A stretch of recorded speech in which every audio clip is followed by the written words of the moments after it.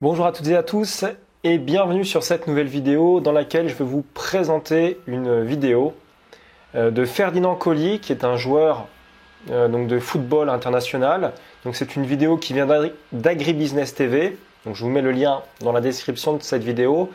Et si je vous présente cette vidéo, c'est parce qu'il s'agit d'une reconversion donc d'un footballeur en entrepreneur et il y a tous les ingrédients à mon sens pour la réussite. Donc on va voir tout de suite ce que cette vidéo nous réserve. Donc il s'agit d'une reconversion d'un footballeur.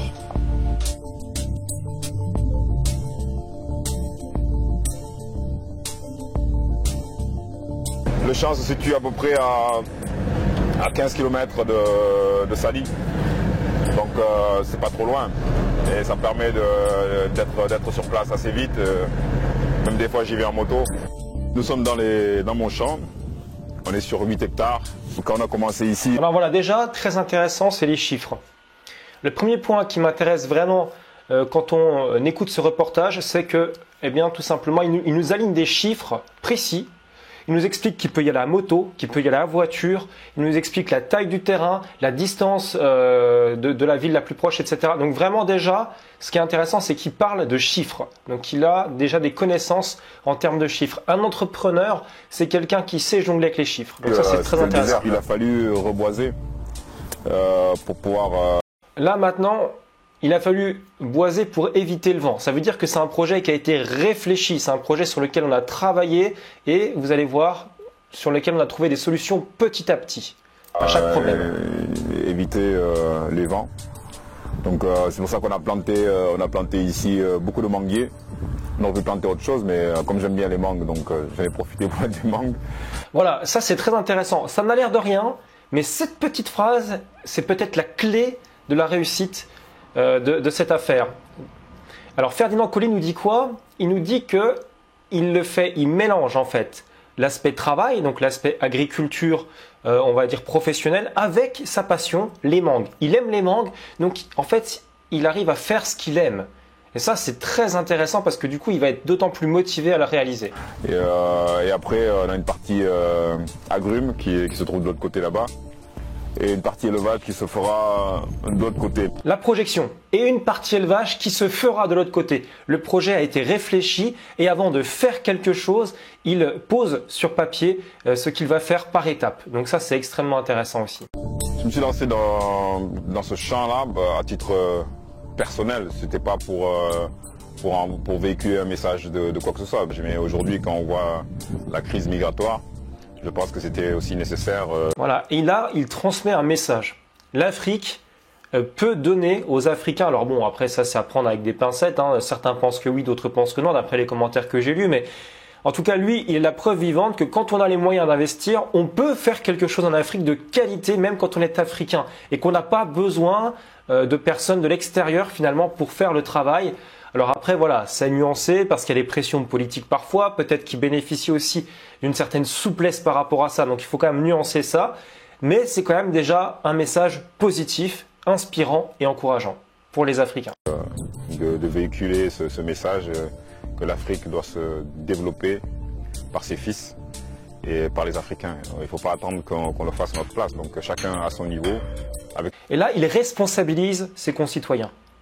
Il ne faut pas attendre que d'autres le fassent à notre place. Je le fais, faites comme moi. Je suis ambassadeur de mon modèle. Vous voyez, c'est très intéressant comme il utilise eh bien, tout simplement comme message sa propre expérience, sa propre réussite. J'ai fait ça, vous pouvez faire comme moi. Chacun à son niveau, avec ses moyens, peut faire la même chose. Donc ça, c'est extrêmement inspirant aussi. Ses moyens, bien sûr, réfléchir à ce qu'on peut faire. Il crée une certaine admiration d'ailleurs de la part de ses concitoyens probablement. Mon grand-père voulait que je reste travailler dans les champs de riz. Là tout à coup il amène une dimension familiale à l'affaire. Une entreprise familiale, donc ça rajoute de la convivialité, ça rajoute un esprit d'équipe, ce qui est tout à fait honorable. C'est pas parce qu'on a fait une bonne carrière professionnelle qu'on est forcément obligé de rester dans le métier. Alors là ça c'est très intéressant pour nous. C'est pas parce qu'on a fait une bonne carrière professionnelle qu'on est obligé de rester dans le métier du football. Et ça, c'est super intéressant parce qu'il y a nombre de personnes, il y a nombre de joueurs de foot, d'athlètes, de PDG, de tout un tas de professions comme ça qui mêlent la notoriété, l'argent, le pouvoir, etc. Et qui, bon, un jour ou l'autre, craquent littéralement et se retrouvent véritablement ruinés sans le sou. Donc c'est très intéressant parce que l'air de rien, en fait, il nous donne la reconversion que toutes ces personnes-là devraient utiliser. L'argent, ce qui est important, c'est pas tant combien on gagne que comment on l'utilise. Pour être riche, si je reprends le livre de Robert Kiyosaki, Père riche, Père pauvre, on apprend une chose fondamentale dans ce livre, c'est qu'il faut éviter un maximum de dépenser son argent dans des passifs qui finalement vont nous coûter de l'argent mais ne vont rien nous rapporter, mais qu'il faut essayer de mettre le maximum d'argent qu'on investira dans des actifs qui nous rapporteront de l'argent. Ce qu'il est en train de faire, c'est génial parce qu'il se crée son propre emploi, il crée son actif et son actif, ça va être tout simplement son travail dans les champs, dans ces 8 hectares qu'il a achetés et sur lesquels il sème au niveau des mangues, etc., différents agrumes, etc. Donc ça, c'est super intéressant parce qu'il a créé son entreprise sur son terrain au niveau de l'agriculture. Donc bon, là, c'est la chaîne qui veut ça puisqu'on est sur Agribusiness TV. Mais c'est vraiment intéressant de constater qu'effectivement, il a transformé de l'argent statique, on va dire, entre guillemets, de l'argent qui dort sur un compte bancaire, en un actif qui va lui rapporter régulièrement des revenus, une source de revenus.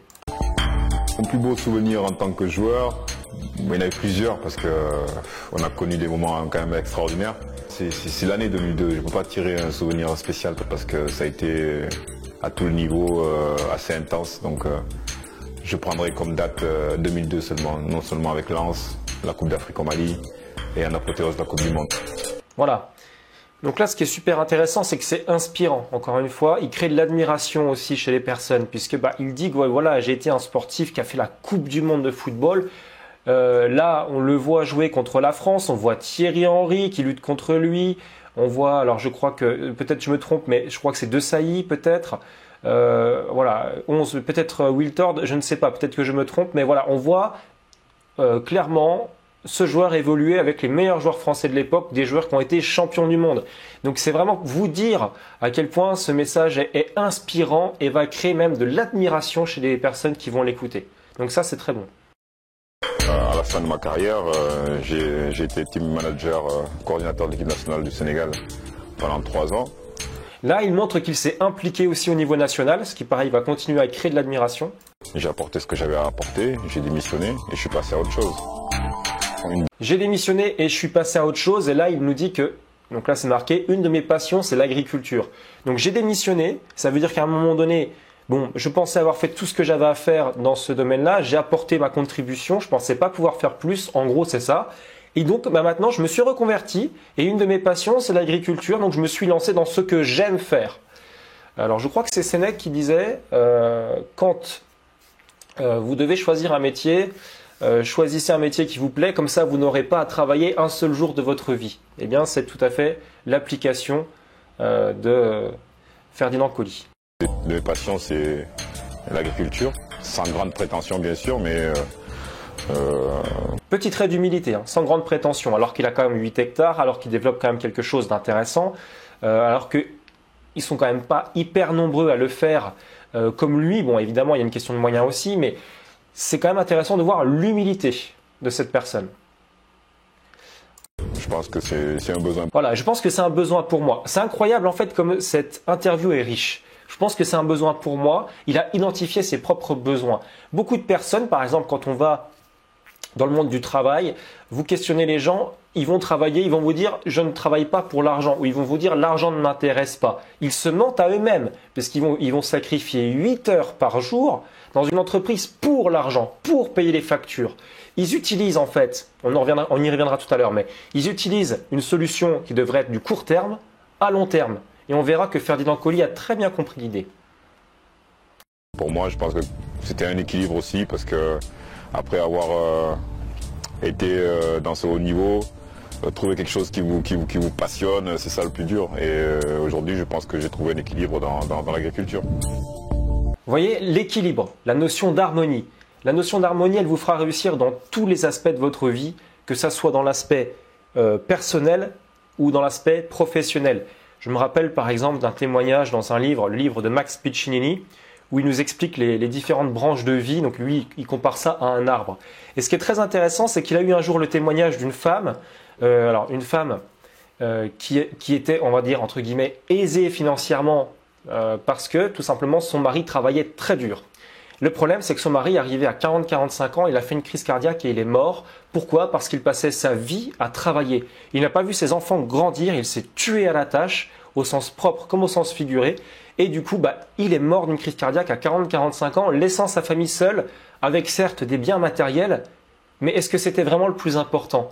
Et le problème souligné par Max Piccinini dans ce témoignage de cette femme, le problème de cet homme, c'est qu'il n'avait pas d'harmonie dans sa vie.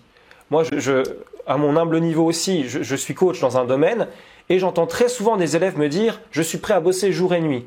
Et là, je leur dis « surtout pas, surtout pas ». Et la plupart des élèves qui font ça, au bout de 2 semaines, ils laissent tomber le jeu. Alors le truc, c'est qu'il faut trouver une harmonie dans sa vie et y aller par petites touches. On réussit les choses par petites touches et donc il en parlera justement après aussi Ferdinand dans son interview.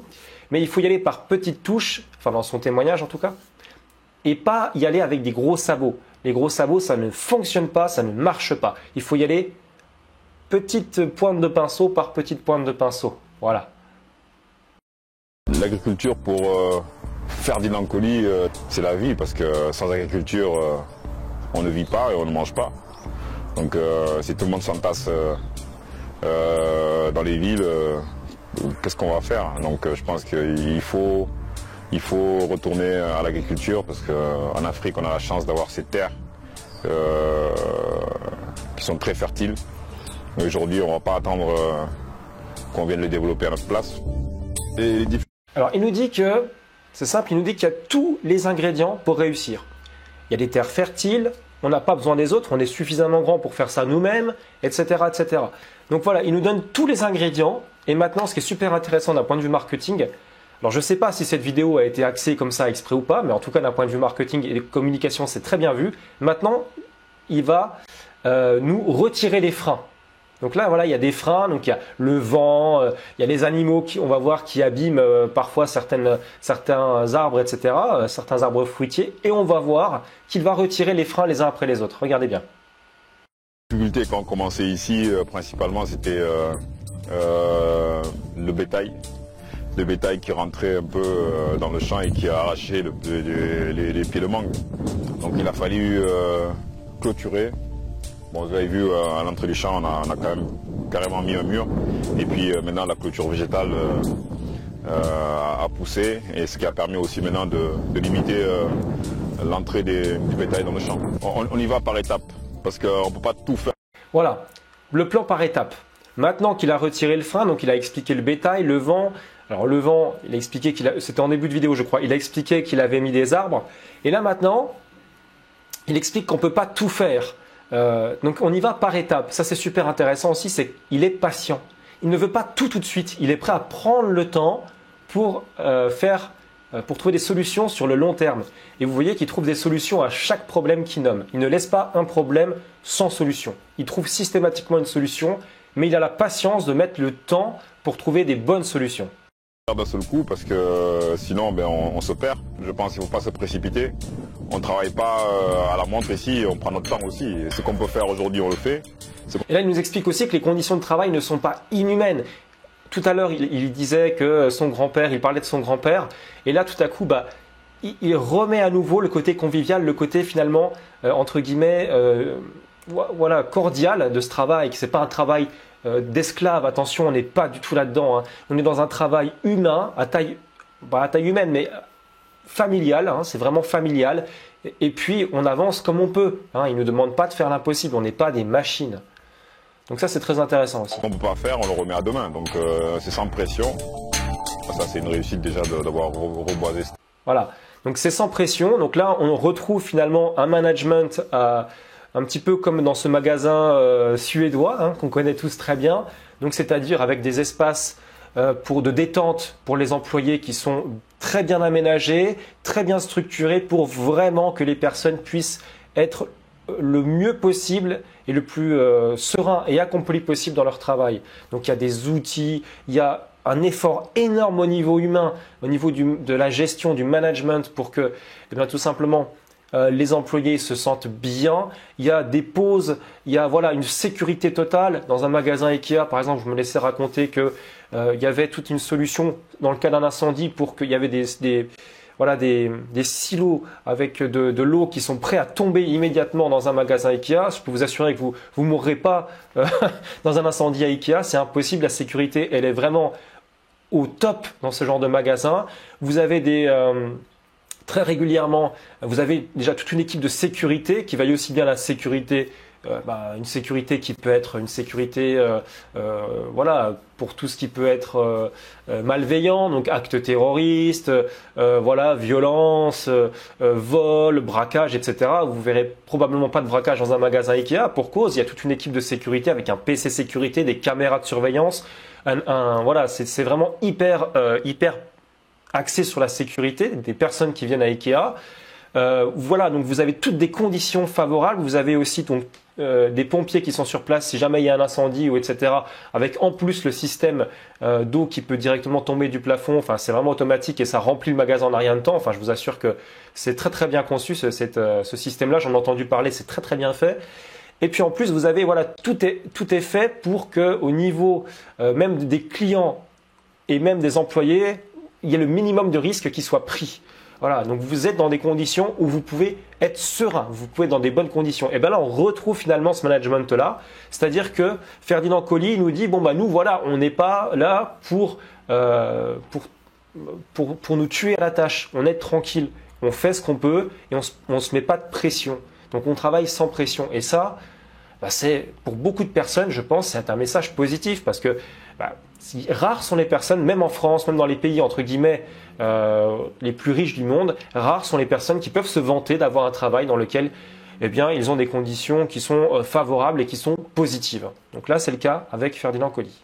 Endroit et puis après, petit à petit, ajouter des ingrédients, notamment après à long terme, ce sera l'élevage. Voilà, une vision à long terme du projet, ça c'est très intéressant aussi. Et la production de mangue d'ici 2 ans, 3 ans. La passion qui a fait qu'on a enduré ces conditions extrêmement difficiles pour arriver à un petit résultat. Voilà. Alors là, on repart sur le livre Père riche, Père pauvre de Robert Kiyosaki et là je vais vous dire un truc. C'est très intéressant puisqu'on le voit planter les arbres. Et Robert Kiyosaki, il propose une image pour expliquer ce que c'est que le monde de l'entrepreneuriat. Il explique en fait que dans le monde de l'entrepreneuriat, vous allez planter un arbre que vous allez arroser petit à petit. Donc il vaut mieux avoir la passion parce qu'on ne plante pas un arbre par obligation ou alors à moins qu'on soit payé pour, mais il faut l'arroser pendant des années. Mais une fois qu'on l'a arrosé pendant des années, les racines sont profondément ancrées dans le sol. Et ce qui est génial, c'est que justement, après, c'est lui qui va pousser de lui-même, qui va pouvoir aller chercher l'humidité dans le sol et tous les éléments dont il a besoin pour s'épanouir, pour grandir. Et en fait, ce qui va se passer, tout simplement, c'est qu'à un moment donné, il sera suffisamment haut pour nous faire de l'ombre et pour nous abriter éventuellement du vent, de la pluie, etc. Donc en fait, on crée aujourd'hui les conditions de quelque chose qui nous rapportera demain tout seul. Donc là, c'est très intéressant parce que l'analogie, on l'a, étant donné qu'on est face à un agriculteur qui plante des arbres qui vont lui rapporter des fruits. Donc c'est vraiment le fruit de son travail. C'est très intéressant de constater cette analogie. Mais qu'on va quand même améliorer. Ce que j'aime dans l'agriculture, c'est... Voilà, on va améliorer. Ça, c'est super intéressant aussi ce que dit Ferdinand. Ça veut dire qu'il est prêt à continuer à apprendre et à continuer à progresser. Voilà, il y a beaucoup d'entrepreneurs aujourd'hui, j'en ai croisé notamment un, la transition numérique, il ne connaît pas. Le mec, il bosse dans un domaine qui est hyper numérique. Je ne veux pas vous dire ce que c'est, mais parce que voilà, je ne sais pas si j'ai trop le droit de le faire, mais je ne vais pas vous dire ce que c'est, mais c'est vraiment un outil numérique, un système qui va être plutôt numérique, et le type n'a même pas un site internet qui est au point. Enfin voilà, c'est vraiment, encore une fois, en termes d'image, c'est pas vraiment cohérent puisque c'est pas très harmonieux. Le fait de dire je vends un système numérique mais j'ai pas un site internet qui marche. Donc voilà, c'est juste pour vous faire l'analogie. Là, ce qui est bien, c'est que Ferdinand est prêt à continuer à apprendre, à se former et à améliorer son entreprise. Donc ça, c'est tout bon. Sur une vision à long terme, évidemment. Ou dans ce milieu-là, c'est que ce que vous faites, vous le voyez. Si vous restez à l'ombre du cocotier ou du manguier à attendre, ben, il ne se passera rien. Aujourd'hui, ce que vous donnez... Et là, il incite donc à passer à l'action. Donc il donne l'image que je disais, déjà c'est intéressant, il dit si vous restez à l'ombre d'un arbre, donc ça rejoint l'image que je disais, on plante un arbre pour qu'il nous fasse de l'ombre un jour, surtout en Afrique où il fait chaud, où le soleil tape directement, et donc c'est vrai qu'avoir de l'ombre c'est vraiment indispensable, donc c'est une image assez intéressante. Et là il nous incite à passer à l'action, il nous dit si vous restez là à rien faire, bah, vous n'obtiendrez rien. Hein, les mêmes actions entraîneront les mêmes résultats. Si vous voulez du résultat, il faut vous bouger les fesses, et ça c'est un très bon point. La terre, je pense que la terre vous le rend. Et c'est ça que j'aime. C'est concret, quoi. Et donc là, il nous parle de concret. Il nous dit qu'on voit des résultats concrets, mais que ça prend du temps. Et que la passion, finalement, nous permet de prendre ce temps-là, puisque c'est quelque chose que l'on aime voir évoluer, sur lequel on aime apprendre. Voilà. Aimer apprendre, c'est indispensable. Vous connaissez cette idée qu'un génie, c'est 1% de talent, 99% de travail. Donc on rejoint l'idée que pour ne pas travailler un seul jour de sa vie, il faut faire un métier qui nous plaise. Et donc pour apprendre tout au long de sa vie sur un métier que l'on fait, eh bien il vaut mieux aimer ce métier parce que sinon ça va être un enfer d'apprendre. Alors que si on aime ce métier, on va être ravi de lire des livres, de se former, de regarder des vidéos et d'apprendre concrètement l'ABC de ce domaine-là et de pouvoir améliorer continuellement notre entreprise. Donc voilà, c'est la fin de cette vidéo. J'espère qu'elle vous a plu. On a retrouvé énormément d'ingrédients très intéressants dans cette vidéo de Ferdinand Coly. En tout cas, bravo à lui d'avoir réussi son entreprise, d'avoir réussi à lancer ce projet-là et on lui souhaite vraiment tout le succès que ça mérite. Quant à moi, je vous souhaite également tout le succès que vos affaires méritent et je vous dis à très bientôt pour de nouvelles vidéos. Ciao, ciao!